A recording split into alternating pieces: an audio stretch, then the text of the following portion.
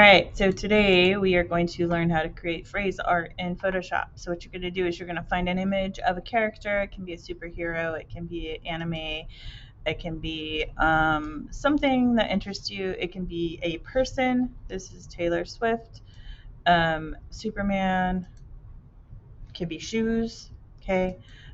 Something that you find interest in, but it needs to have a defined shape or outline. It needs to be a person that you can see what it is. Okay. So this is a baseball glove with baseball inside of it. And if you look at these pictures and then you start reading the words, they're words that represent that person. So what you're going to do, it's super easy. You're going to use the transform, the warp, and the distort options in Photoshop. Then you're going to change the blend mode to either multiply or overlay, something that changes how the text appears in your um, on your picture.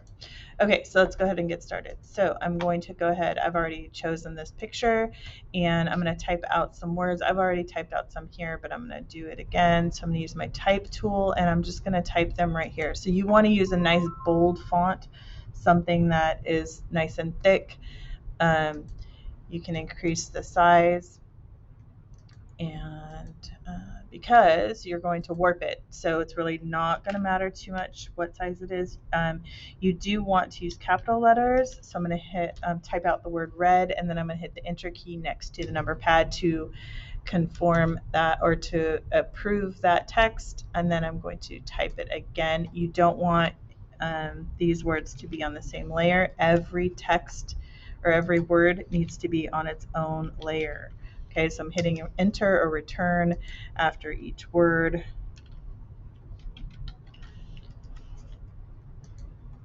And then I'm just going to type out these words until I get enough.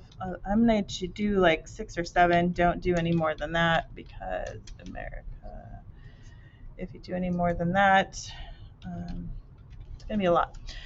All right, so I'm going to go ahead and align these words just because that's me and that's what I want to do. So I'm going to go ahead and align them so they're all aligned. I'm going to put them into a folder. So I'm going to click here and name it text. I'm going to just name this text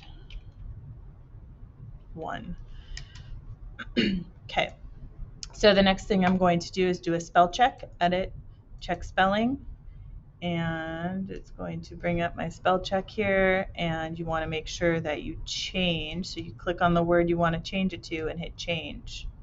Okay, so if you spell something wrong, hit change and it'll change it. When it's done, you hit done. Oh, I get this pop-up that says spell check complete. Hit OK, and now I can rasterize it. So I'm going to go ahead and go back into my text layer or my text folder, select them all again, and I'm going to right-click and rasterize my type. Once I rasterize my type, I cannot edit it anymore. Okay, like I can't change the font, and I can't check spelling. I can't like redo the spelling. So if you didn't spell something right, then it'll be wrong throughout your entire image. Okay, so I'm going to go ahead and hide this. The next thing I'm going to do is create a new layer, and I don't think that's going to work. Let me delete that.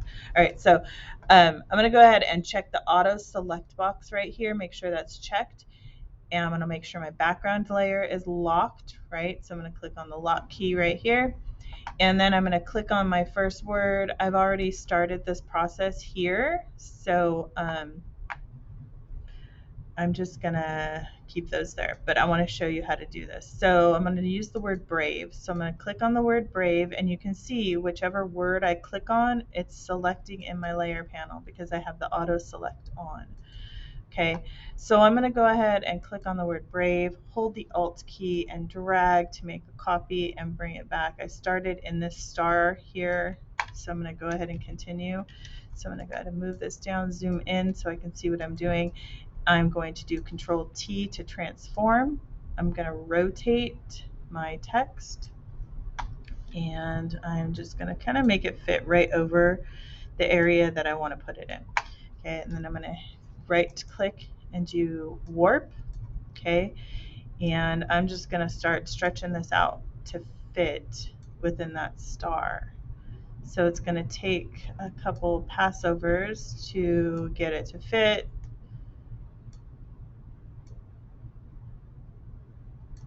I would start maybe in the center and then work your way through the word.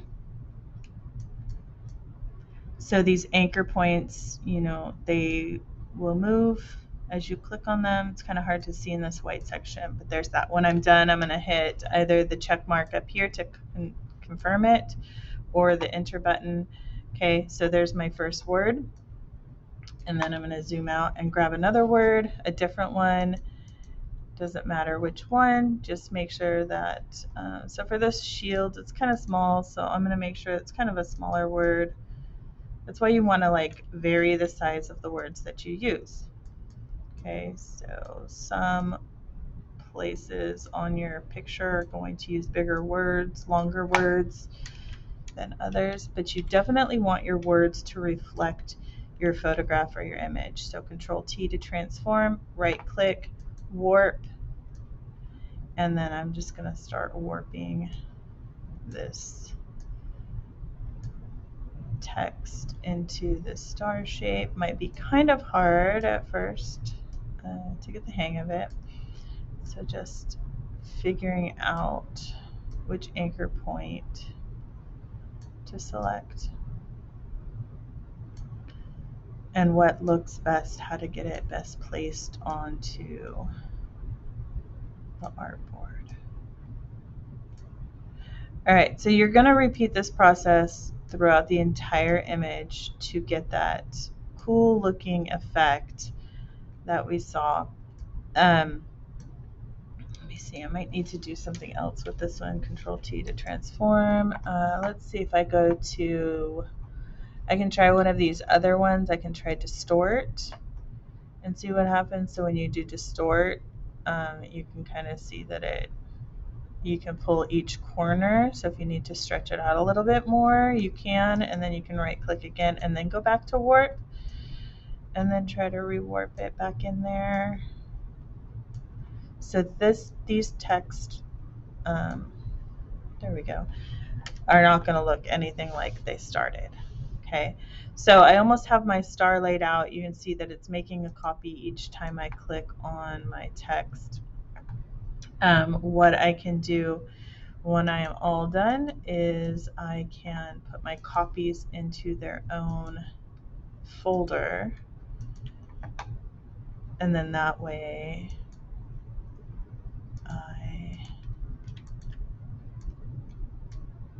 when I go to do the overlay, let's see, let's go up here, and this will be, I'm going to hide this. Okay, so then I can click on my group one. This is the text that I just did, and I'm going to change my blend mode. So the directions say multiply, but it's really going to depend on your picture, okay? So if you need to lower the opacity of your picture, let's see what happens when I do that. So that might be an option. You could go through each blend mode to see what looks best. I feel like overlay looks best in this case, but it's just, again, it's just really going to depend on your picture. So I'm going to name this final text right here, or warped text. Warped text. There we go. All right, so when you are all done, you are going to save this up as a JPEG file, and you're going to print it on the 251 printer and turn the JPEG file into Classroom and add it to your portfolio. Okay, so let's see. So when I zoom out, you can see that it's kind of taking the color of your original image there. So let me see. Just trying to make sure that I didn't All right, okay. Yeah, so when you're all done, go ahead and save it, print it, and turn it into Google Classroom. Can't wait to see what you guys come up with.